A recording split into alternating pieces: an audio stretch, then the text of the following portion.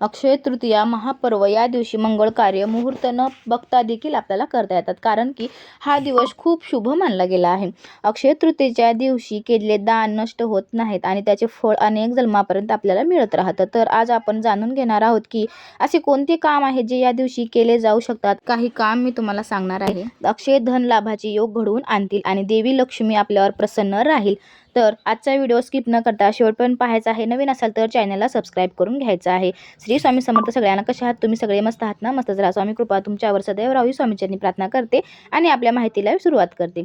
तर बघा, आपल्याला या दिवशी काय करायचं आहे. तर या दिवशी आपल्याला लोकांना गोड पदार्थ आपल्याला खाऊ घालायचा आहे आणि शीतल पाणी आपल्याला त्यांना पियायला द्यायचं आहे. उन्हाळ्यापासून बचावासाठी गरजू लोकांना आपल्याला छत्री किंवा मटका आणि पंखा आपल्याला दान करायचा आहे. जसं यथाशक्ती जे जमेल ते तुम्हाला दान करायचं आहे. अक्षय तृतीयेच्या दिवशी प्रभू विष्णूंची देवी लक्ष्मीसह आपल्याला पूजा करायची आहे आणि अक्षय तृतीयेला प्रभू विष्णूंना पिवळं फूल अर्पित करायचं आहे आणि पिवळे वस्त्र धारण करून तुपाचे 9 दिवे लावून आपल्याला पूजा त्या दिवशी आपल्याला करून घ्यायची आहे. श्री विष्णू सहस्त्रनाम पाठन आपल्याला करायचं आहे आणि श्री सुक्त पाठ आपल्याला पठण करायचं आहे, कारण की हे पाठ केल्याने जीवनात धन, यश, पद आणि प्रतिष्ठा आपल्याला प्राप्त होत असते. आजारामुळे त्रस्त असणाऱ्यांनी या दिवशी राम रक्षा स्तोत्र आपल्याला पठण अवश्य करायचं आहे. अक्षय तृतीयेला चांदीचे शिक्के किंवा सोन्याच्या दागिन्याची खरेदी शुभ आपल्याला ठरत असते.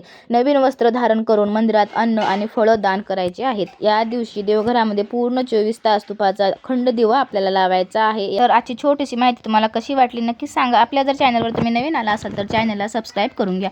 पुन्हा भेटूया अशाच एका माहितीपूर्ण व्हिडिओसोबत. तोपर्यंत तुम्हा सगळ्यांना श्री स्वामी समर्थ. बाय बाय सगळ्यांना.